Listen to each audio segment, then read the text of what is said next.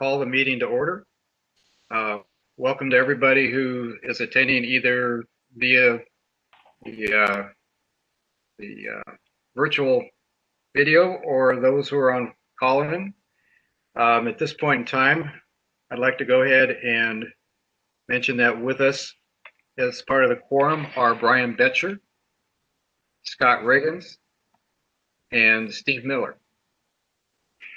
We'll go ahead and turn the next item, number 2, over to Kennedy Shepard with ADWR, and she will brief overview of logistics. Good afternoon, everyone. So before we get started, there's some webinar logistics that I'd like to go over. So we do ask that members of the public please keep your phone muted throughout the meeting to help reduce some audio feedback, which I hear that we're getting right now. Thank you. If you have any questions or comments throughout the meeting, please feel free to type them into the chat box. You can see the chat in the bottom right hand of your screen, and those will be read and addressed at the end of each presentation. If you would like to speak to the council, the call to public is going to be your time to do that. So feel free to put your name into the chat box to say that you would like to speak, and we'll call you at that time. If you are having any technical difficulties, please contact ADWR's help desk. They're here for you. Their contact info is on the screen. This meeting is being recorded, and that includes anything put into the chat, and the recording should be posted either later this week or early next week. That is all I have. Thank you. And I just want to add a correction for the recording. We have Brian Hartman with us with the Pinal GAC.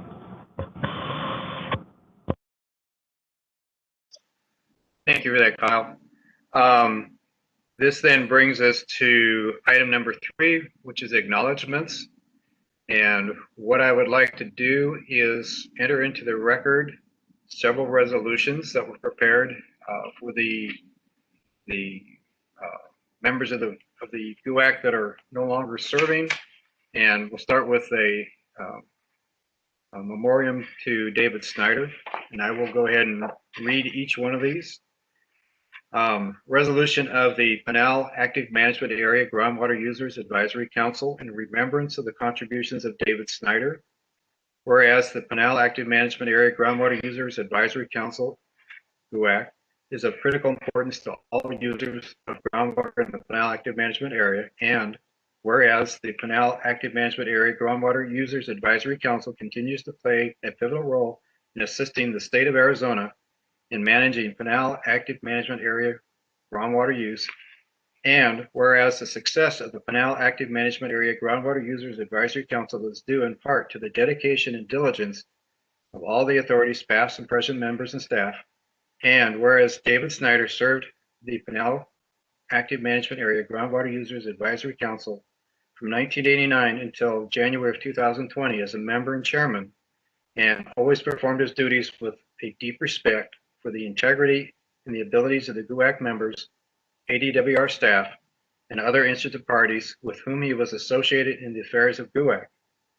Now, therefore, be it resolved that the members of the Pinal Active Management Area Groundwater Users Advisory Council acknowledge the service rendered by David Snyder to the Pinal Active Management Area and the people of the state of Arizona in contributing to the success of the Pinal Active Management Area Groundwater Users Advisory Council.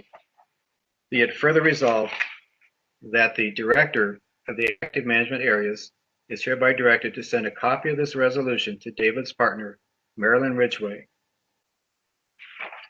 I would like to have a motion to approve this resolution, if I may. Scott Riggins, I would like to second that motion. Actually, I'd like to make the motion for approval. And I would accept it as second. I'll second. Steve Miller seconds it. In favor signify by saying aye. Aye. Aye. Opposed? Nay. Motion is approved by unanimous action by the Pinal Active Management Area Users Advisory Council the 9th day of February 2021. That brings me to my second resolution. This is a resolution of the Pinal Active Management Area Groundwater Users Advisory Council in appreciation of the contributions of Jackie Guthrie, whereas the Pinal Active Management Area Groundwater Users Advisory Council is of critical importance to all users of groundwater in the Pinal Active Management Area, and whereas the Pinal Groundwater Users Advisory Council continues to play a pivotal role in assisting the state of Arizona in managing Pinal Active Management Area groundwater use, and whereas the success of the Pinal Active Management Area Groundwater Users Advisory Council is due in part to the dedication and diligence of all the council's past and present members and staff, and whereas Jackie Guthrie served the Pinal Active Management Area Groundwater User Advisory Council from 2004 until January of 2021, and always performed her duties in deep respect for the integrity and abilities of the GUAC's members, ADWR staff, and other interested parties with whom she was associated in the affairs of the GUAC, and whereas Jackie Guthrie represents the users of the groundwater in the Pinal Active Management Area on the basis of her knowledge of, interest in, and experience with problems relating to the development, use, and conservation of water. Now therefore be it resolved that the members of the Pinal Active Management Area Groundwater Users Advisory Council acknowledge the service rendered by Jackie Guthrie to the Pinal Active Management Area and the people of the state of Arizona in contributing to the success of the Pinal Active Management Area Groundwater Advisory Council. I would accept a motion to approve this resolution. I so Mr. move. Chairman, Steve Miller has made the motion. Rigger seconds. Thank you, gentlemen. All those in favor of approving the resolution signify by saying aye. Aye. Those opposed by saying nay. Hearing none, the resolution is approved by unanimous action of the Pinal Active Management Area Groundwater Users Advisory Council this 9th day of February 2021. We have one more resolution to read. This is a resolution of the Pinal Active Management Area Groundwater Users Advisory Council in appreciation of the contributions of Oliver Anderson. Whereas the Pinal Active Management Area Groundwater Users Advisory Council is of critical importance to all users of groundwater in the Pinal Active Management Area, and whereas the Pinal Active Management Area Groundwater Users Advisory Council continues to play a pivotal role in assisting the state of Arizona in managing Pinal Active Management Area groundwater use, and whereas the success of the Pinal Active Management Area Groundwater Users Advisory Council is due in part to the dedication and diligence of all the council's past and present members and staff, and whereas Oliver Anderson served the Pinal Active Management Area Groundwater Users Advisory Council as chairman and member from 1983 until July of 2020, and always performed his duties with a deep respect for the integrity and abilities of GUAC's members, ADWR staff, and other interested parties with whom he was associated in the affairs of the GUAC, and whereas Oliver Anderson represented the users of the groundwater in the Pinal Active Management Area on the basis of his knowledge of and interest in and experience with problems related to the development and use and conservation of water. Now therefore be it resolved that the members of the Active Management Area Groundwater Users Advisory Council acknowledge the service rendered by Oliver Anderson to the Pinal Active Management Area and the people of the state of Arizona in contributing to the success of the Pinal Active Management Area Groundwater Users Advisory Council. I would accept a motion to approve the resolution. Chairman Collins, this is Brian Hartman. I make that motion. Thank Scott Rigger seconds. you, Scott.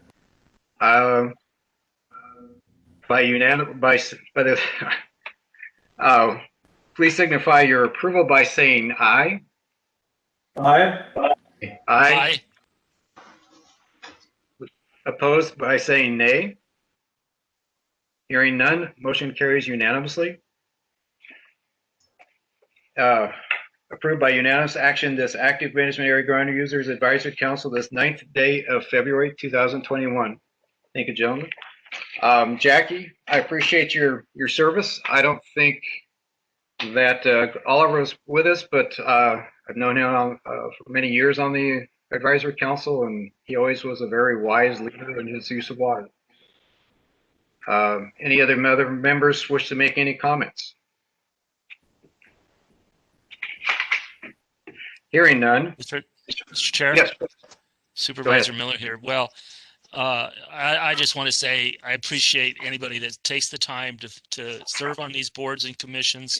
They're the pay's not real big, and it is a duty that is needed and is required to help us manage any and all types of entities throughout our governmental system. So, to both of them, thank you and appreciate all they have done and the dedication they put into it.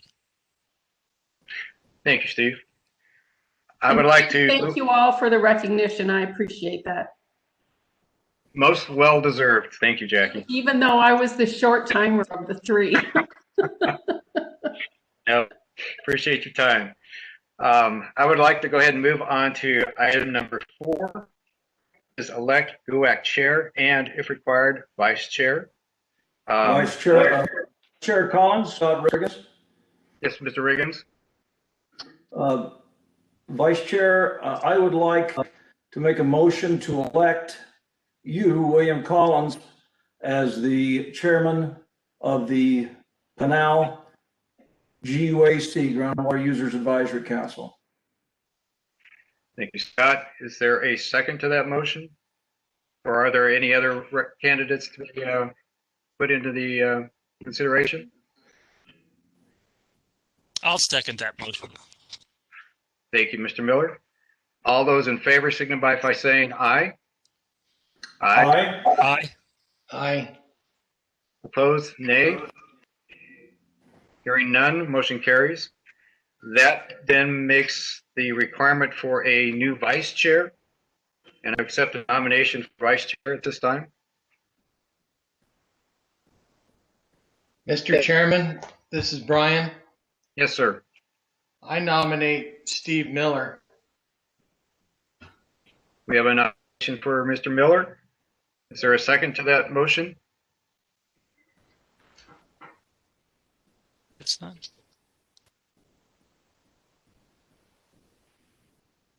I will make a second to that motion.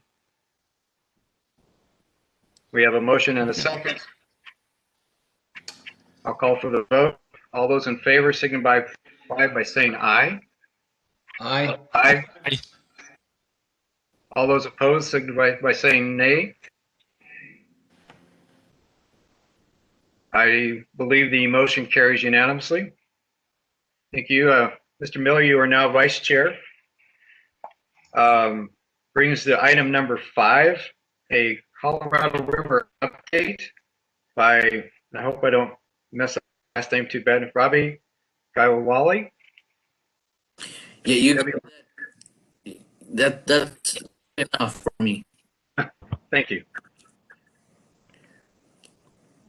Mr. Chair, members of the council, we're having a little bit of technical difficulties in the office here. On your screen, do you still see the meeting agenda with it stuck on number 3, it looks like? I do not see a meeting agenda at all. No, there's no meeting agenda. It's gone away. Okay, just a second. Bear with us here for just a second, and we'll get the slides back up. My apologies.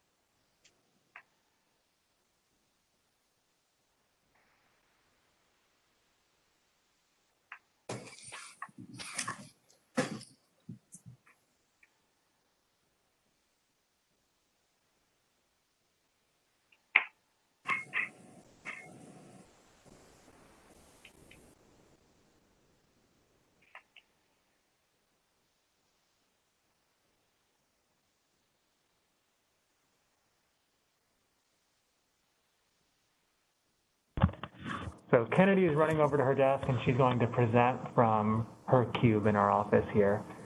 Should be just a minute. Okay.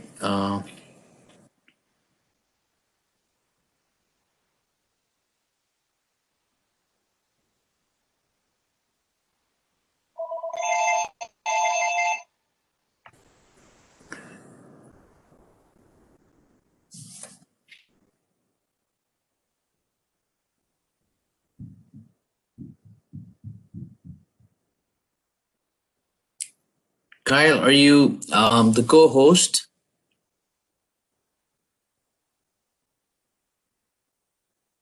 Kyle, can you hear me? Hi, this is Melissa. We can hear you. Kyle is not the co-host. The only screen that we have is on Kennedy's computer. We're trying to. Can you log on your computer? My computer's like frozen. We're just still encountering some issues. I'm going to try to log in from my computer and see if we can present from mine. Mm-hmm.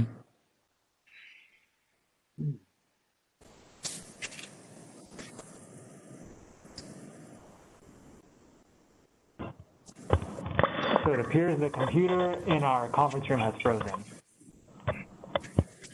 Okay.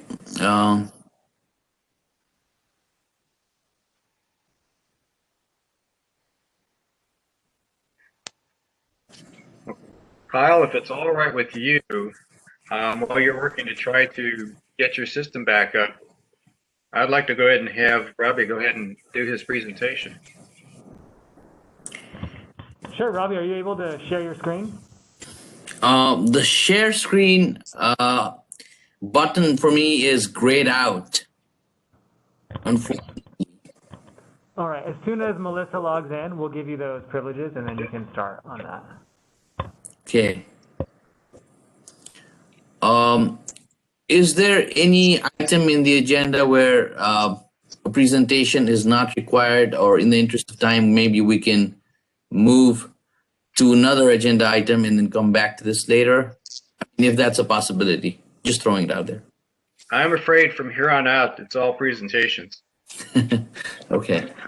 of which you're number one.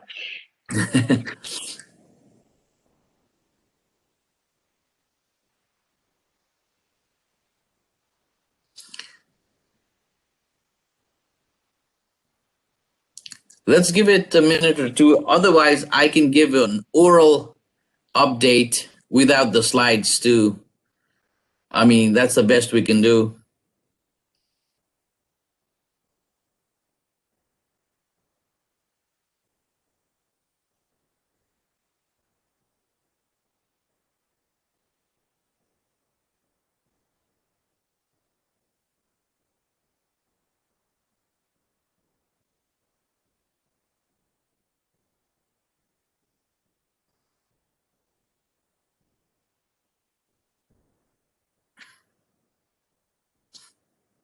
There it is.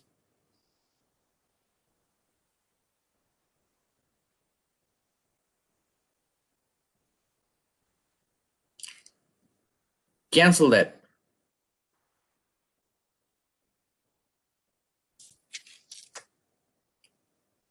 All right, I'm able to see the screen. And I am Robbie Givali. I'm an engineer, water resources engineer with Colorado River Management Section with ADWR. I'll be giving you an update on Colorado River's basin and the status of the reservoirs. Next slide, please. So the total system contents in the Colorado River Basin, which shows different reservoirs, including Lake Mead, Powell, and other upper basin reservoirs, is on this slide. And this is something that we put up on our ADWR dashboard, so it's updated monthly.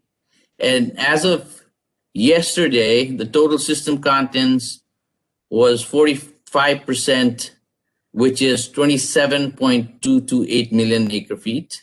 And at the same time last year, we had 51% of the total system content, which was 31.132 million acre feet.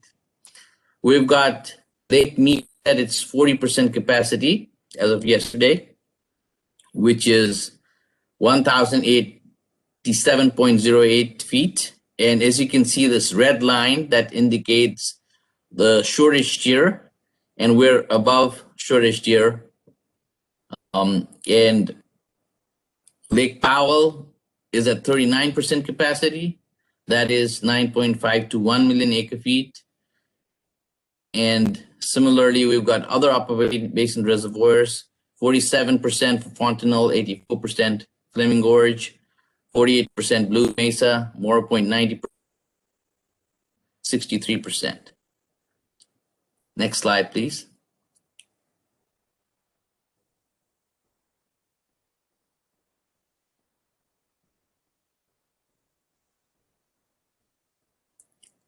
Now, our source of inflow into the reservoir is largely dependent upon how much snow we get, and this is a snow water equivalent graphic, and this is as of yesterday as well.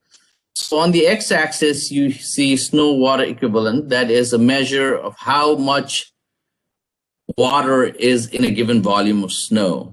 So if there is snow, just to think of it, say, for example, you've got a swimming pool full of snow, and then if that snow would magically melt, the volume of water is what we're looking at right now. So on the x-axis, we see water year, which starts from 1st of October and ends the end of September. On the y-axis, we have SWE, and the purple line indicates the average, the median, that is from 1981 to 2010. The green line indicates 2020, and the blue is 2021.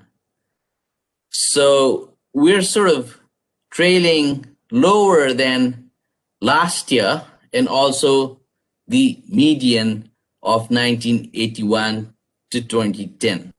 So that is not looking very good. Next slide, please.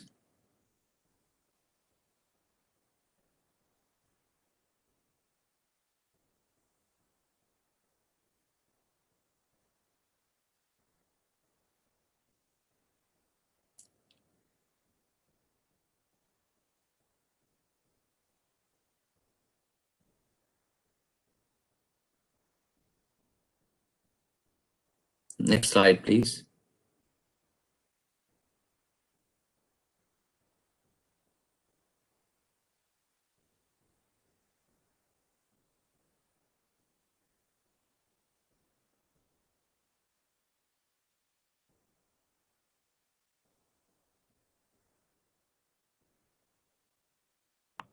Kennedy, are you able to change the slides? It looks like it changed and then changed back.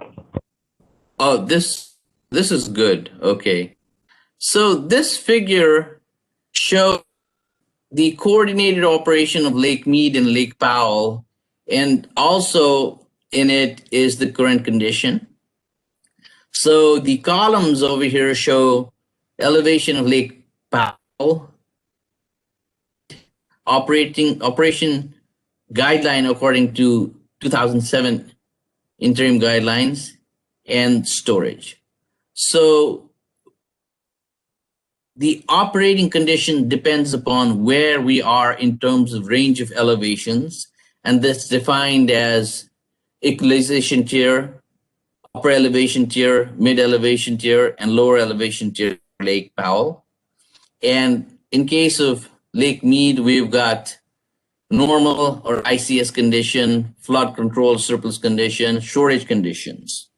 Now, as of today, Lake Powell is at 3,575 feet, which is indicated by that red line, and Lake Mead is at 1,087, also indicated by that red line. Now, according to 24-month study, the end of water year elevation is going to put Lake Mead on mid-elevation tier, indicated by blue dashed line. And also the end of year elevation 2021, according to the most probable scenario, is projected as 1069.75. And what that means is that is a shortage condition for the Operation Lake Mead.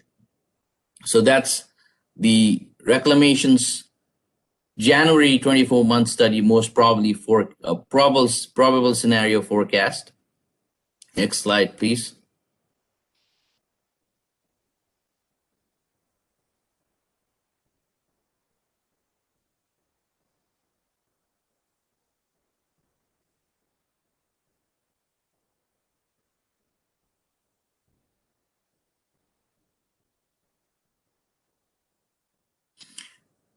So the tool that we have to project the reservoir conditions for out months, 24 months out, is called, it's based on CRSS model, and it's a 24-month study.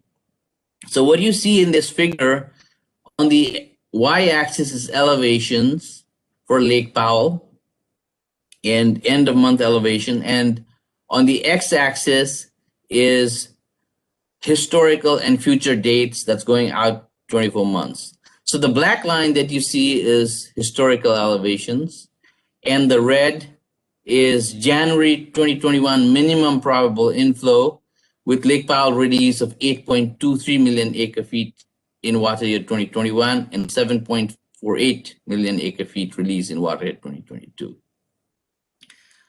So the green line that you see represents the January 2021 most probable inflow with Lake Powell release of 8.23 million acre feet in water year 2021 and 7.48 million acre feet in water year 2022.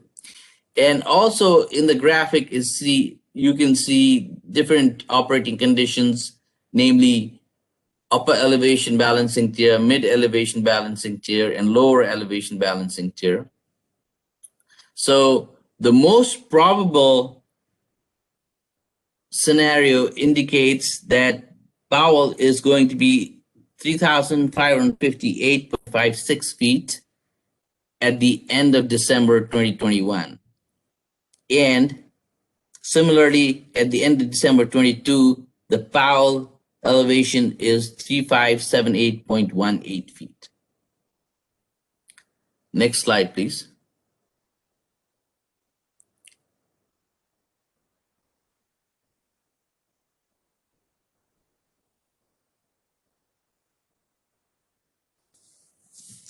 And the next slide would show the Lake Mead end of month elevations. And that would also show the historic and projected January and December 24-month study inflow scenarios.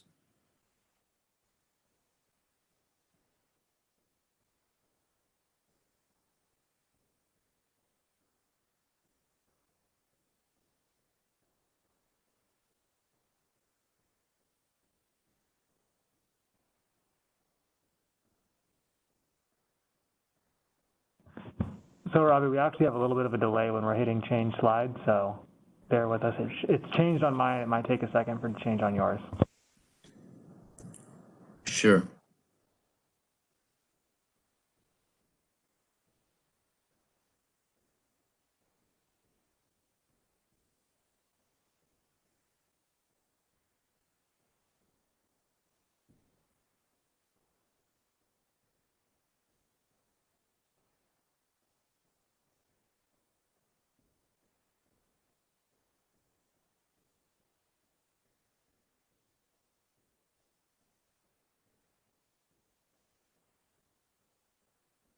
So the 24-month study is basically a short-term forecasting tool. And the reservoir that we kind of look at with importance is Lake Powell and Lake Mead.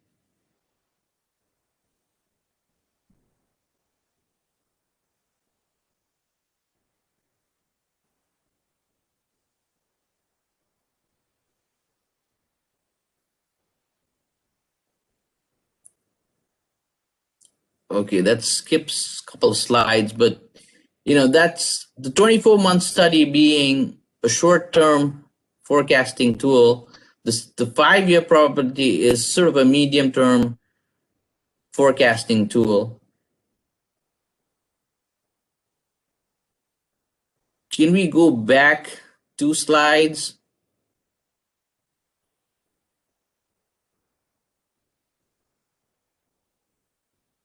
One more, please. So here on the x-axis, we're seeing elevation of Lake Mead. On the y-axis, we're seeing time, and the blue line, the vertical line, indicates historic and future dates.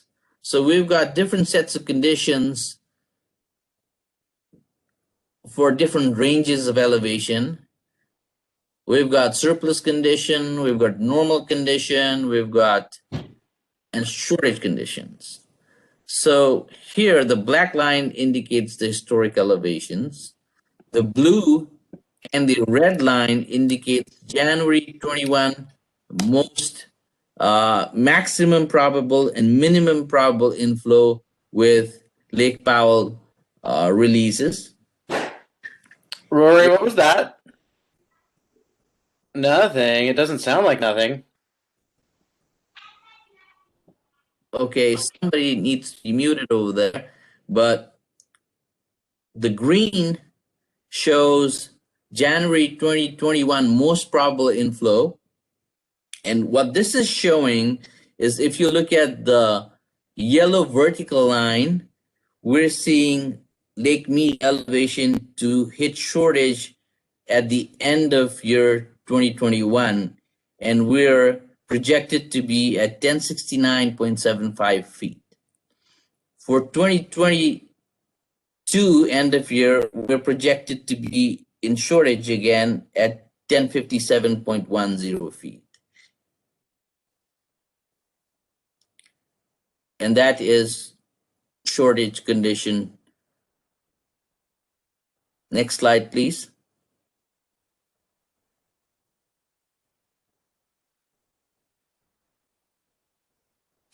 So as I explained earlier, that is a short-term outlook of where the reservoirs would be. The CRSS 5-year probability indicates a medium-term outlook looking at 2001 to 2025 conditions. So we've got the table over here which describes system conditions for Powell. We've got equalization tier, upper elevation balancing tier, mid elevation release tier, and lower elevation balancing tier, and corresponding probabilities of how many traces of model run indicate the elevations considered. So we've got 2021, 2022, and I would like to bring your attention to the upper elevation balancing tier in this figure.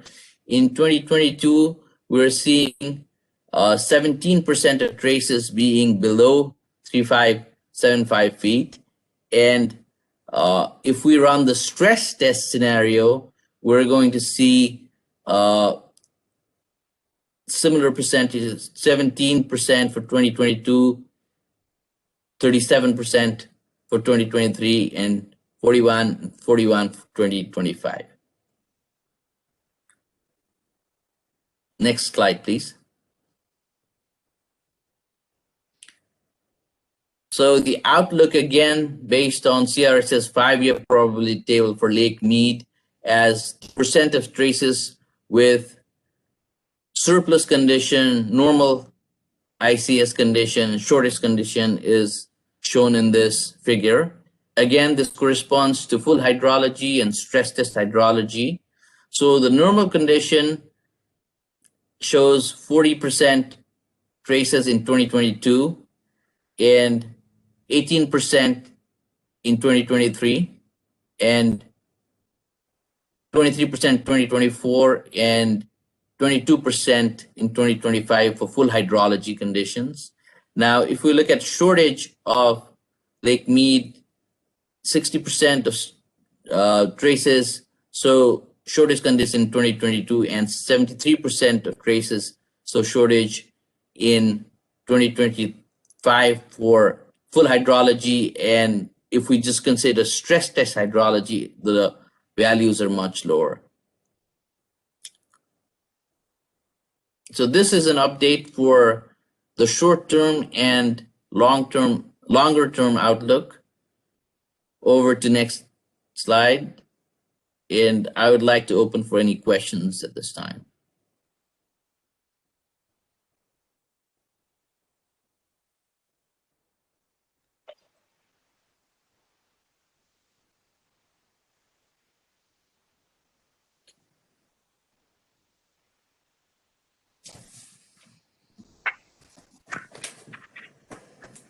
Thank you.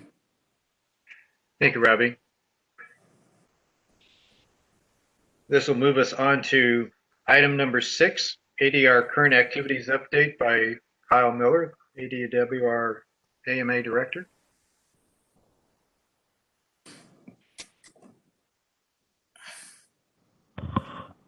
Kyle went to go get Kennedy because it seems like we have everything working on our end now, but he'll be right back in a moment.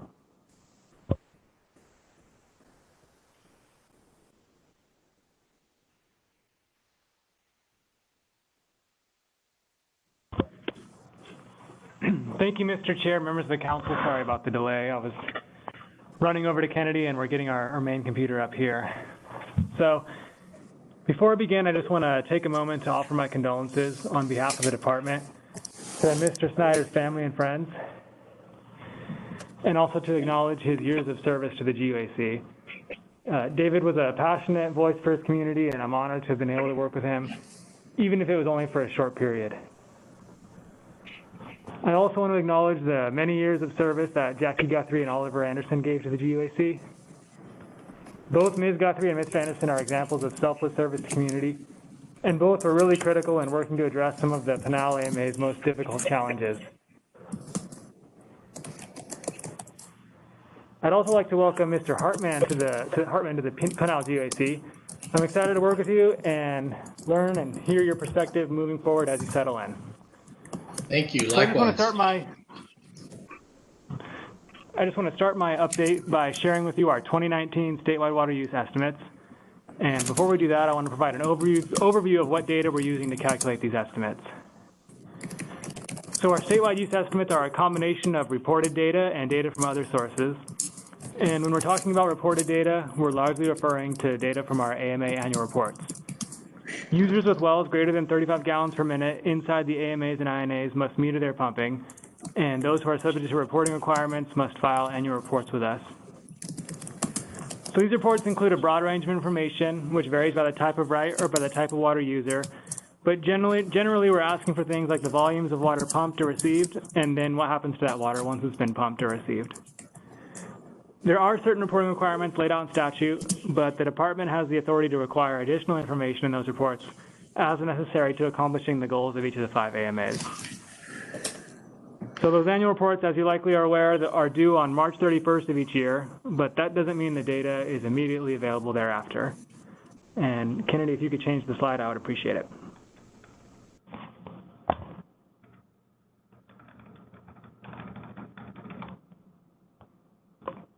Thank you. So some of our annual reports are able to be submitted online, but many of our users still submit paper copies, or as has been the case over the last year or so in response to COVID, like to submit those reports via email. And in those cases, the data from those reports has to be manually entered into our database. Our staff work through that data entry, conduct quality checks on the data, and work to compile and store that data in a number of different ways over the course of several months. The compiled data for each of the sectors feeds into a total supply and demand template for each AMA, and then the data from each of the AMAs is combined and added to information from outside the AMAs to create a statewide water use estimate each year. And this is obviously a great oversimplification of a long and detailed process, but this is something we target completing by the beginning of November each year, pretty much just in time to get started on the next season's annual reports. So Kennedy, if you could change the slide again.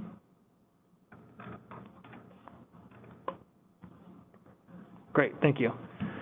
So we know our reported data is incomplete, and that means we're often piecing together both reported data and data from other sources in order to do a given analysis, or in this case, to calculate our statewide use estimates. You can see here some typical examples of those other data sources.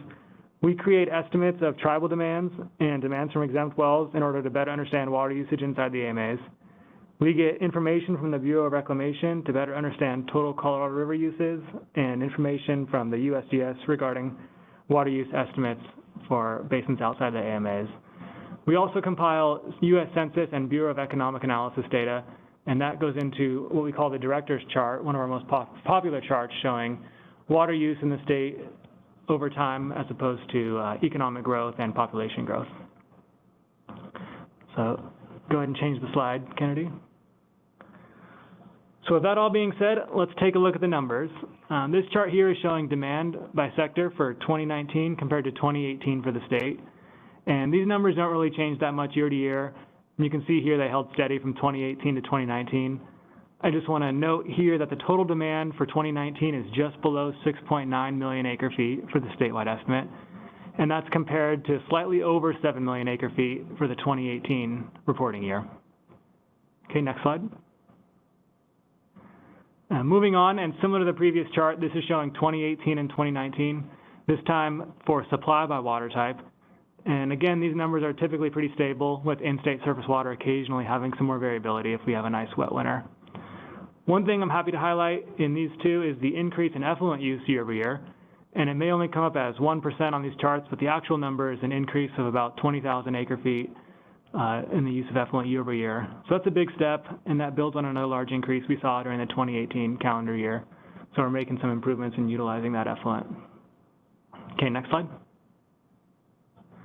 So focusing on your AMA, here we have Pinal 2019 supply and demand numbers, and these total out to 948,211 acre feet for the 2019 calendar year.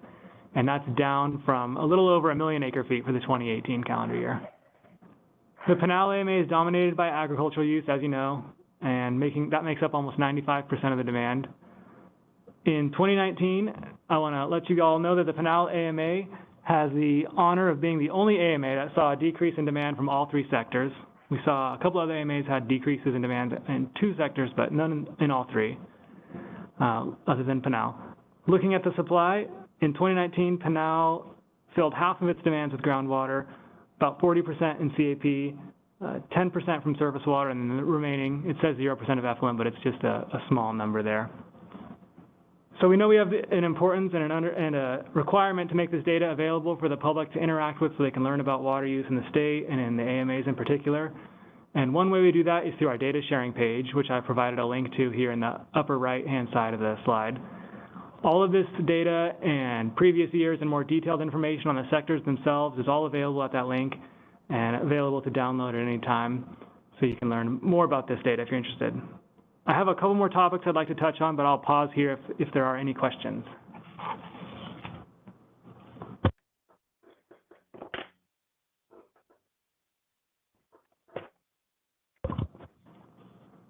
All right, hearing none, I'll move on to giving an update on our annual reporting season.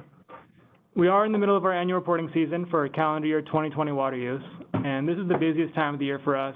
We're typically receiving over 6,000 annual reports in just the next couple months. That number includes about 1,200 from the Pinal AMA. And you may have noticed the last couple of weeks we've been sending out reminder letters and reminder emails as part of our efforts to decrease our failure to file numbers. We've made a lot of progress on that the last couple of years, and we're hoping to continue those improvements. We continue to make incremental improvements in our annual reporting process, including the continuation of our online reporting of some annual reports. And I know our staff is looking forward to provide any assistance necessary to our stakeholders as they fill those out. On your screen now, you see a screenshot of the front page of our online reporting tool. You'll notice in the middle there's a File an Annual Report button, and I just wanted to point out that you're able to click that button this year, and on the next slide you will enter your right and your email address. And at that point, you will have the option to fill out your annual report online if possible, and if not, you can have a PDF of the forms emailed to you, so you can get to those annual reporting forms whenever you like. No more waiting for us to call you back. So like I said, those are all due on March 31st, and I will provide an update on our reporting season and how it went at our next meeting. Next, I want to give a quick update on the Governor's Water Augmentation, Innovation, and Conservation Council, or the GWAC. So since our last meeting in November, the council met on December 1st, and at that meeting, the council received updates from each of the 4 committees, an overview of our groundwater conservation grant process, and a drought status update from Nemesis, and she's our drought and conservation coordinator. The next meeting for the full council is currently scheduled for March 19th from 8 to 10 a.m. Moving on to the committees, on December 10th, the non-AMA's Groundwater Committee met, and at that meeting, our Chief Counsel, Ken Slensky, gave an overview of irrigation non-expansion areas, and Representative Regina Cobb presented on a concept called rural management areas. The post-2025 AMA's committee met on December 15th, and at that meeting, they discussed 3 issue briefs, one related to the Assured Water Supply Program, one related to the Central Arizona Groundwater Replenishment District, or CAGRID, and a third discussing AMA's management and structure post-2025. So current versions of those issue briefs are posted on the post-2025 AMA committee website, and there's also a comment submission form, so feel free to go on and let us know your thoughts on those. The next meeting for that committee is scheduled for February 24th from 1 to 3 in the afternoon. We also have a long-term water augmentation committee meeting scheduled for March 12th from 10 to 12. And I just want to remind everyone that the committee meetings are all open to the public and there's no formal membership. So please do participate if you're interested in getting involved in those discussions. All of those meetings are also recorded and posted to our website if you're unable to attend or just need to catch up afterwards. So that concludes my current activities update. I will take any questions you have. Thank you.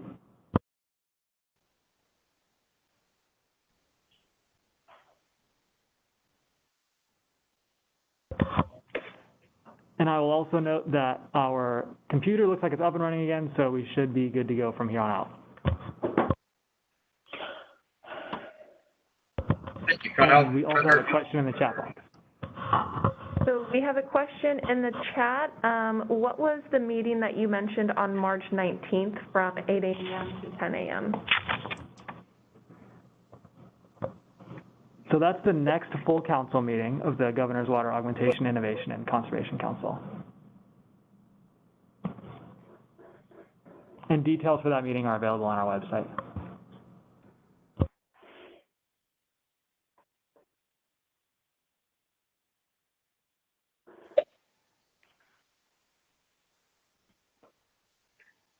Thank you, Kyle. If there are no other questions for Kyle, we'll move along to item number 7, which is the WMAP updates.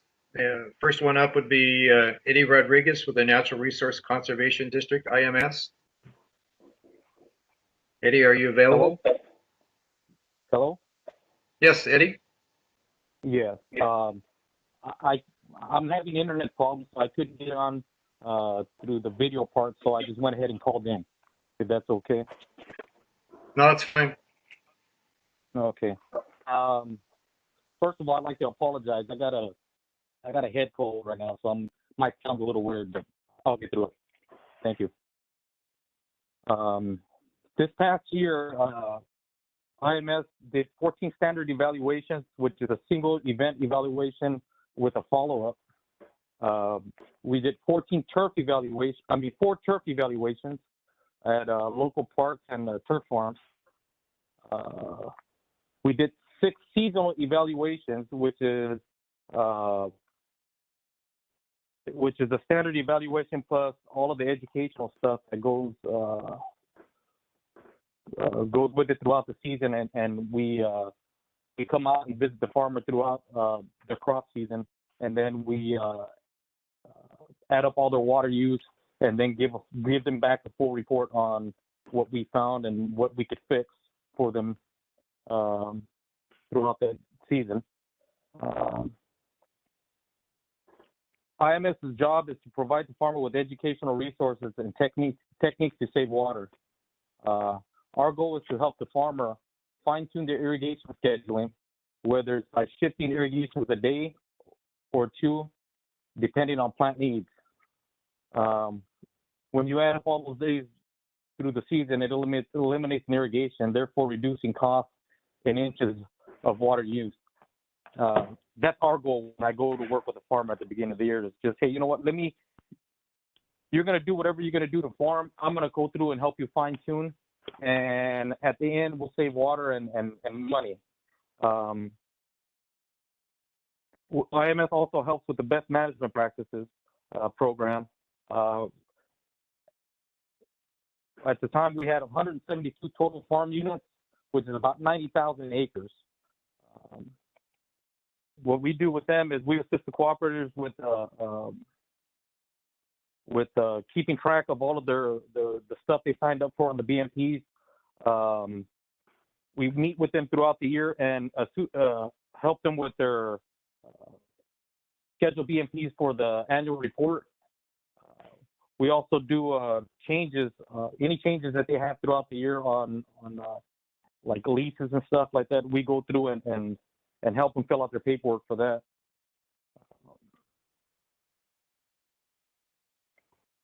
This year it's going to be a little tough. We usually have what we call BNP workshops, where in the middle of February, beginning of March, we go through all the irrigation districts and we call in all our BNP users and have them come in and help them with their annual reports and their scheduled BNPs. But because of COVID, this year we're probably going to go out and do one-on-one visits to make it easier.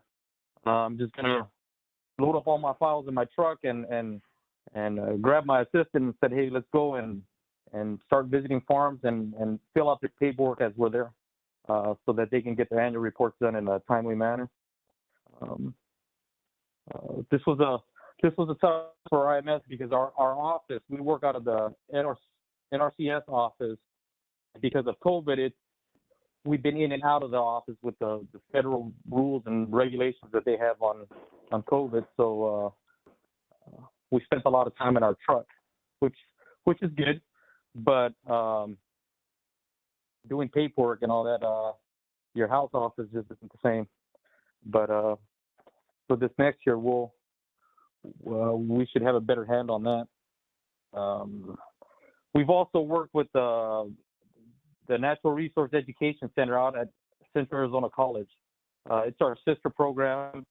We help them with planting and tillage and irrigations on their facility, which is they have 2 acres out there, and they bring in kids for educational purposes and stuff, teaching farming. So we help them with that also. And that's what IMS has been up to this year. You got any questions?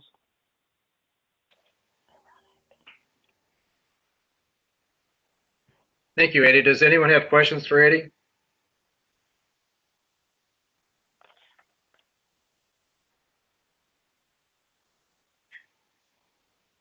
Hearing none and seeing none, let's go ahead and move on to item 7B, the WMAP activity. Melissa Sykes, DWR. Thank you. Just before we move on, the IMS program their contract is set to expire April 30th. So maybe that we can have a motion to whether to renew this project and for how much and how long.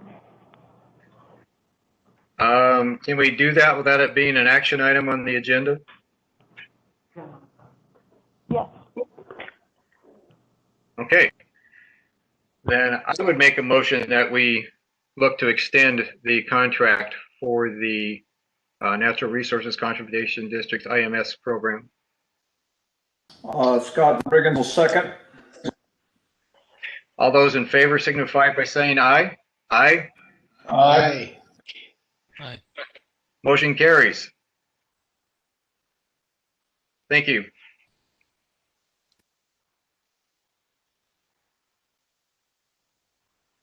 Will we be continuing the same amount and for the same term length as our previous contract? Mr. President?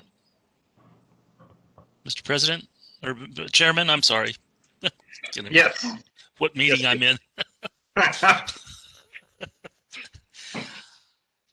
The more I think about this, I'd like to know more details about what we're approving here. I mean, what's the dollar amount, and how does that, I mean, shouldn't it have been agendized now that I think about it? Thank you for the question, Steve. Melissa, can you respond to that? Absolutely. So for the item under 7.1, that was intended for renewal. This project is presented today to ask for renewal. It's not strictly specified in that number 1, but that's why we were having this presentation today. Can you respond to the contract amount that Steve asked a question on? Sorry, yeah, they were previously approved for funding of $120,000. And will this then continue that same amount as what they had last year?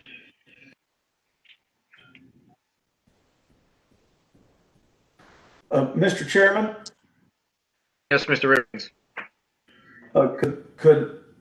Could we please have a confirmation of the dollar amount of the program again? 120,000. And it's $120,000. Sorry. And is that Say the it same again? as last year's contract? Yes, they were previously awarded $120,000 for the span of 2 years. So this is a 2-year contract then? I believe so, unless Eddie has any changes in the funding or in the term of the contract. It was actually a 1-year term. Oh, excuse me, for 1 year then, $120,000 for 1 year. So Eddie, this is just basically a continuation contract from what you had last year. Is that correct? Correct. Thank you. Thank you. Are there any more questions on the contract for the IMS program?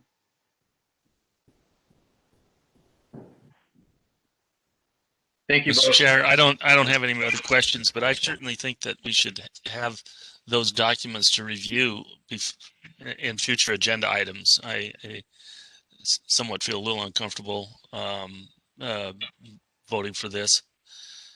I guess we'll all go down if we did it wrong, but anyway, that's my personal opinion, and maybe we can discuss that at another time on procedurally how we go forward with these items.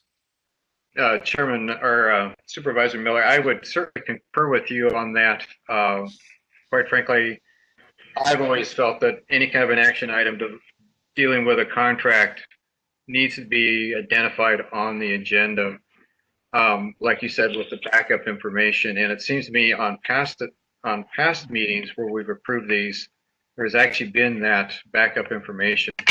So I want to make a point of going forward that we do that on all future contract approval items. Okay, thank you. You're welcome. If there's nothing else, let's move along to item 7.2, WMAP updates with Melissa Sykes, ADWR. Thank you, and thank you for those comments. We'll definitely send out we'll add that to upcoming agendas, and we'll forward that information prior to the meeting. Thank you, Melissa. Thank you. And so we're going to go over the groundwater withdrawal information, and I'll also be touching base on the current WMAP funded projects and a status update on the DCP, or the Groundwater Conservation Grant project.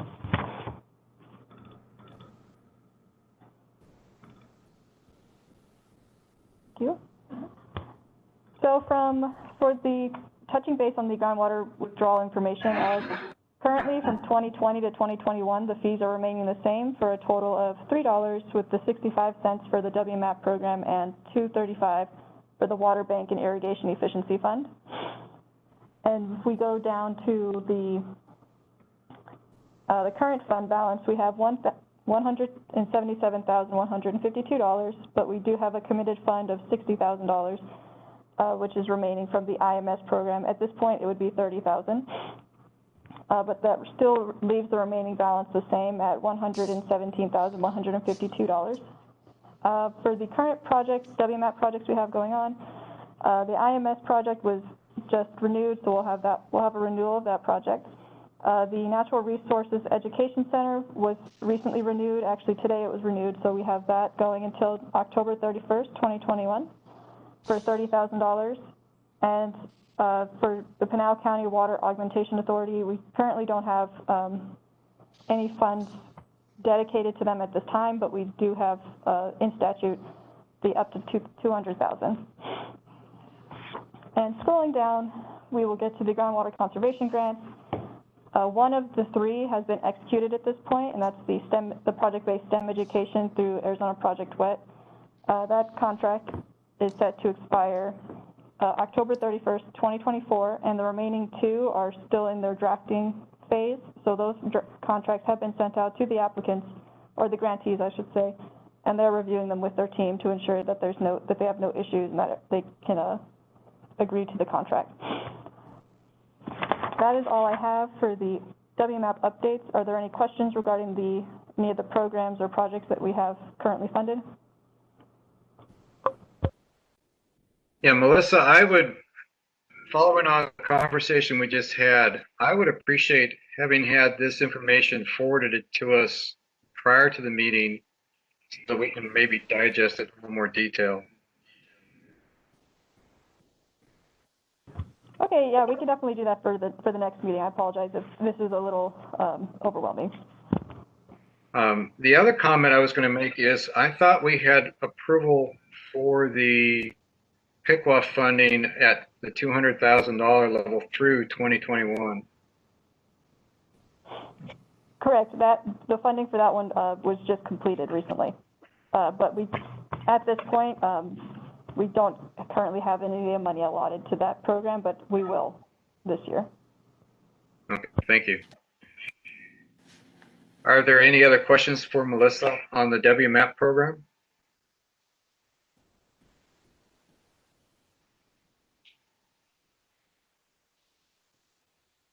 Hearing none, we'll move on to item 8, which is the management plans update by Natalie Mast. Natalie, you're up.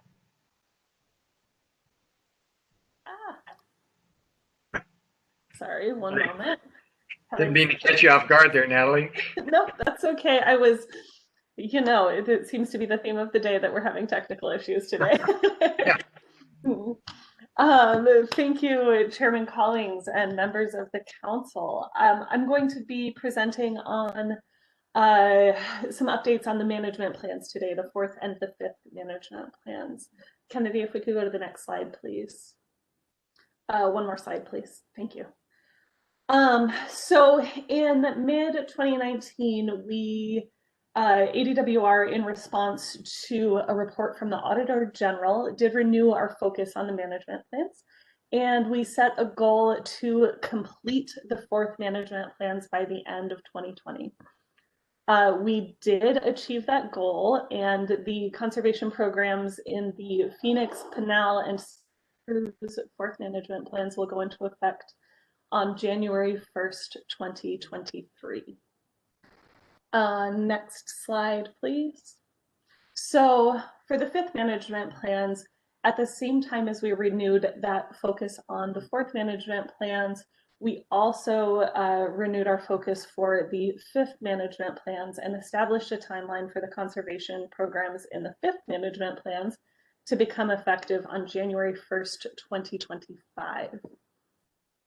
So in mid-2019, again, we created the Management Plans Work Group as a stakeholder forum to develop the 5th management plans, and have been working over the last year and a half to utilize ideas and input from that group to develop concepts for the conservation programs in the 5th management plans.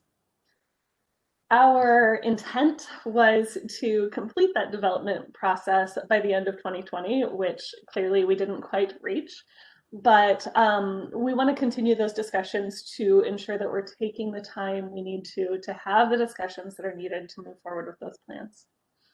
We do still intend to take the bulk of this year, 2021, to draft those 5th management plans, and we've already begun some of the initial stages of that process.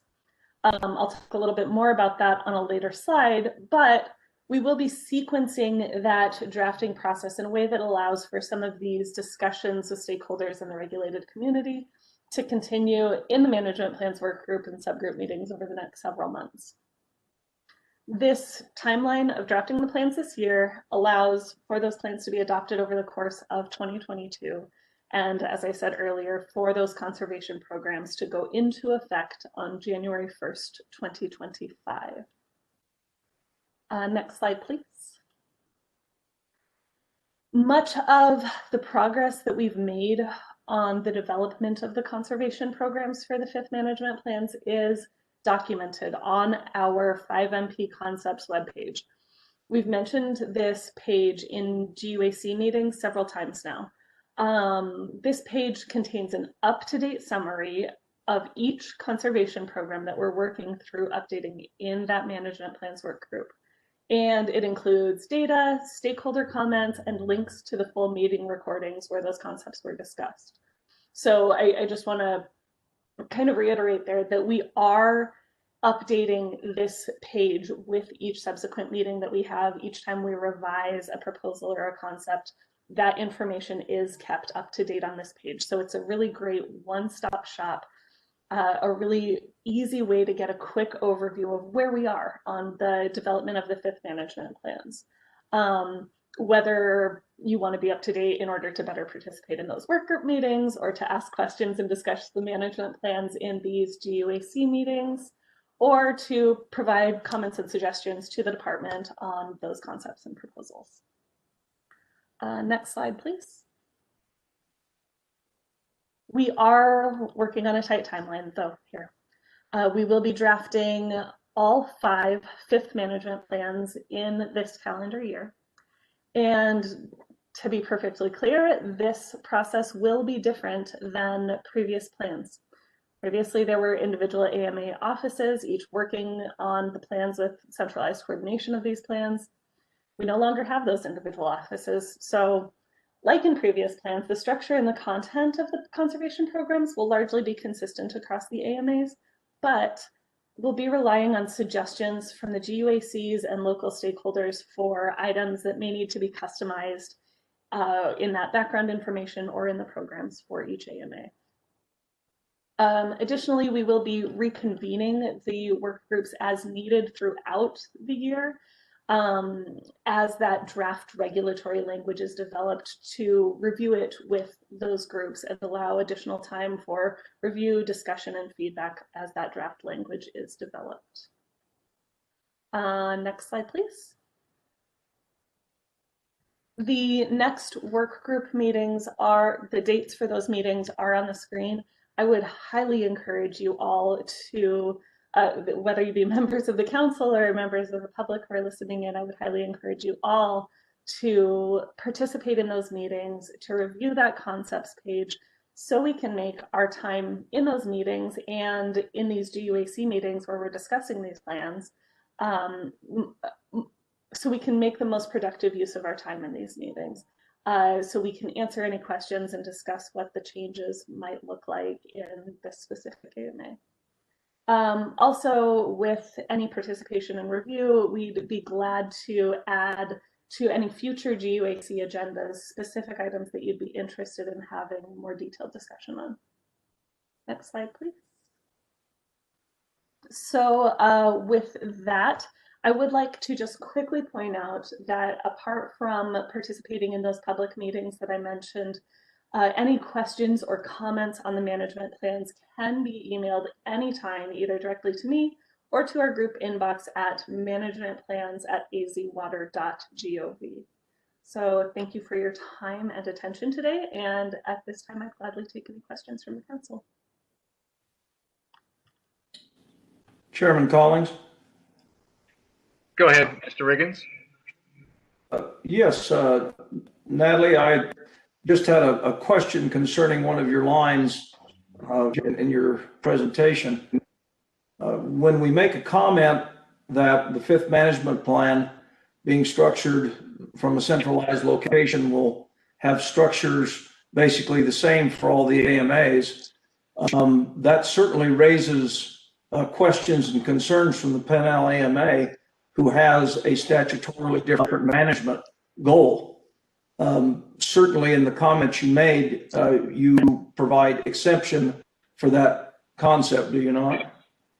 Right. So what I mean by that is that so obviously each AMA is unique in terms of its groundwater basins and the details of its water sources and how its water gets used and that type of thing.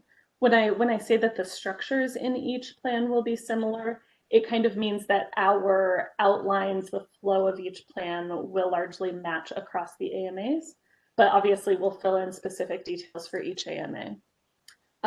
In terms of the conservation programs for the plan, we absolutely recognize that the Pinal AMA does have a different goal than the other AMAs.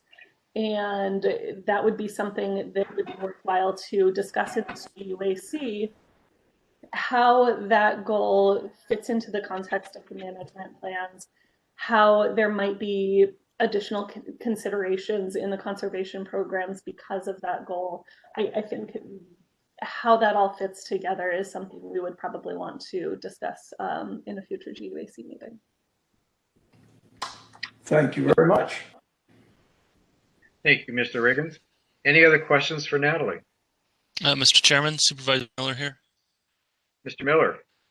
Just real quick, the comment that there would be dialogue with the GUAC and suggestions during this management plan. Is there an opportunity for this group to focus on the fifth management plan, that we may just really kind of drill down on what we might want to offer for the fifth management plan going forward? There's a lot of information. I don't even think you could do it in one meeting, but I really think that I would like to see this GUAC work in putting together our response or our suggestions of the fifth management plan. And I guess that's not really to Natalie, but I would say probably more to you, Chairman, to maybe set up some times that we could do that. So Go ahead, Natalie. If I may, Mr. Miller, thank you for that comment. What, in the interest of respecting all of your time and kind of acknowledging your comment that there's a lot there, there's a lot of information there. One way that might be productive in going about that is having everyone review that concepts page. We do have summaries of each of the items for the conservation programs that we've discussed through that workflow process. So in reviewing that concepts page, we might be able to skip over some of that background and focus in on the particular items that you might have questions about or want to go into deeper discussion about, and then we could specifically agendize those kind of particular items that you'd like to focus on. Great suggestion. Chairman Collins. Mr. Riggins. Yes, thank you very much. Vice Chair Miller brings up a very pertinent and important point in relation to the Groundwater Users Advisory Commission trying to represent the regulated segments of the water community in the Pinal AMA. Individuals reviewing a concept page, actually by rules of open meeting laws, can't get together and on the telephone or whatever and make decisions and talk about things that affect the GUAC. The concept page might be a lovely thing to review prior to a general meeting that the GUAC has. But for the GUAC to operate as an advisory board, there will need to be a meeting and homework put out prior to get things as advanced as they can prior to the meeting is an excellent idea, Ms. Mast. But by the same token, this group will need to be able to meet not just for an explanatory meeting, but for a discovery meeting to where they can discuss these concepts and find the directions they wish to go during this abbreviated time frame that we have available to us. And maybe what we would be able to do, you're absolutely right about open meeting law there, Mr. Riggins. What you could do is in your review of that concepts page, provide any specific items that you as an individual would be interested in focusing on, and we could compile that list, find the overlaps, and provide that feedback to all of you as potential agenda items. We can certainly provide additional overview of the other concepts that might not be specifically on in that list of suggestions, but perhaps that would help us focus in more and maybe provide shorter overviews of those that you all weren't as interested in focusing in on, and more extensive overviews of those areas where you did want to focus. That would provide us a little bit more context on how to prepare that type of presentation. Natalie, thank you very much. I think that is an excellent outline in ways to proceed. And I do believe that puts the onus on the GOAC and particularly on the chairman to start setting up some timelines to get these things in so we can agendize them and begin, because this isn't going to be a one meeting thing. It's going to take a few to get to where we're going. So I suggest that we start establishing some timelines and start this process as it was just enumerated by Ms. Mast.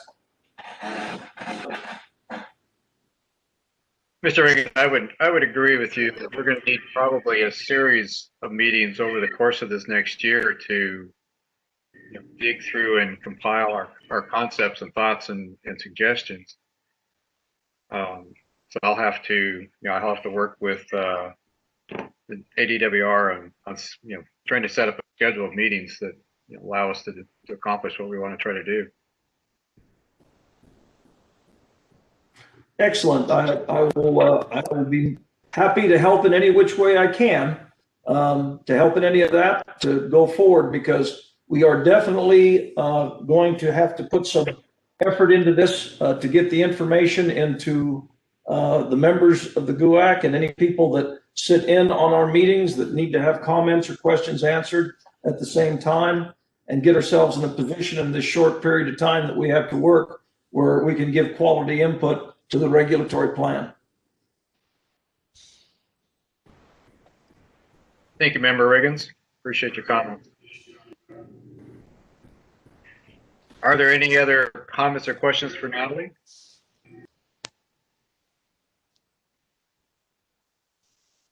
Hearing none, that moves us on to item number 9, call to the council.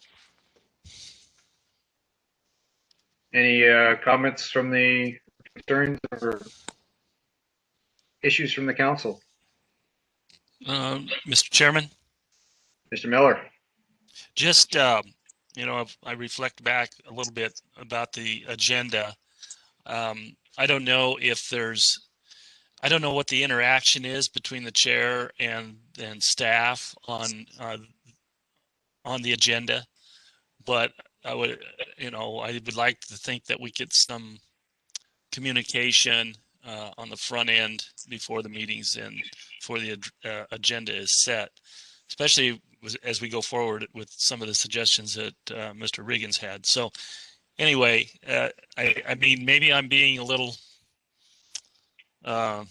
too picky about that, but I think the agenda and the backup documents to agenda are very important for us to be prepared to make decisions. So I want to just emphasize on that as a member today. Supervisor Miller. Mr. Miller, I tend to concur with you. Sorry, go ahead, Mr. Chair. I was just indicating that I concur with Mr. Miller on those comments, and hope that we can implement that going forward. Certainly, and I agree, and we can work through sending draft agendas around to the members individually in preparation for future meetings. I don't think you want to send everybody a draft. I think, well, I don't mind. I don't know. You want to handle it, but do not communicate with each other. And I think it's the chairman's prerogative to kind of set the agenda as it goes forward. We can give him suggestions and we can talk about it. I want to be real careful about communicating with agenda items floating around out there. But Right. that being said, getting I at mean, individually. I don't know what Bill's timelines or how much time he has, but I think it's something we need to do. Thank you, Mr. Miller. Chairman Collins? Member Riggins. Yes, I believe it is important to look through the lens of the comment Natalie Mast made, in that it indeed needs to be incumbent upon the members of this GUAC that we do review the various works that are available on the internet, the various concepts, at what point they are at in their development, and that we provide an initial narrowing down of concept. Because in all fairness, at this point in the process, absolute general meetings of general information are behind the schedule. We need to find ways to get, as a GUAC, more closely aligned with the information that we need to be discussing as quickly as possible. So keeping that in mind, I very much encourage all members of the GAC to start looking at the information. ADWR is doing a great deal of work to get as much items as they can on their webpage to help, again, this distillation process to get us in line quicker to where we actually can be doing good work in the time frame that we have. I just wanted to, again, say how that is a very important aspect of this. We need to be doing some of the distilling and getting ourselves down to the items that we wish to discuss and are important to our regulated community. We need to do those among ourselves as a group.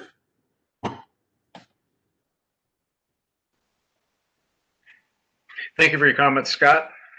Anyone else have any further comments? Hearing none, we'll move to item 10, call to the public.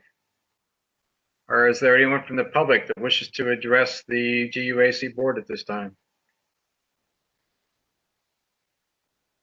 Hey, Bill, this is Brian Bescher. If you wouldn't mind, I'd like to just make share a thought or two.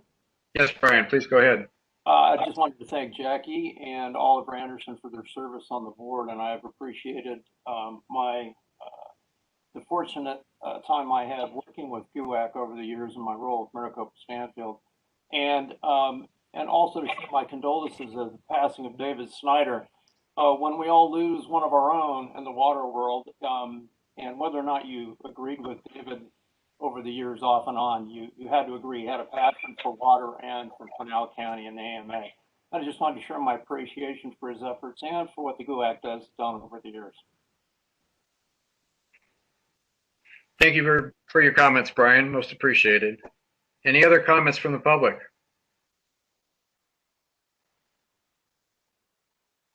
Hearing none, unless there is no objection, I will be adjourning the meeting.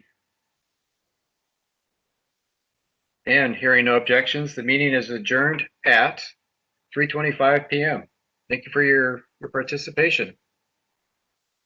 Thank you. Thank you. Thanks, everyone. Have a Take good care. evening.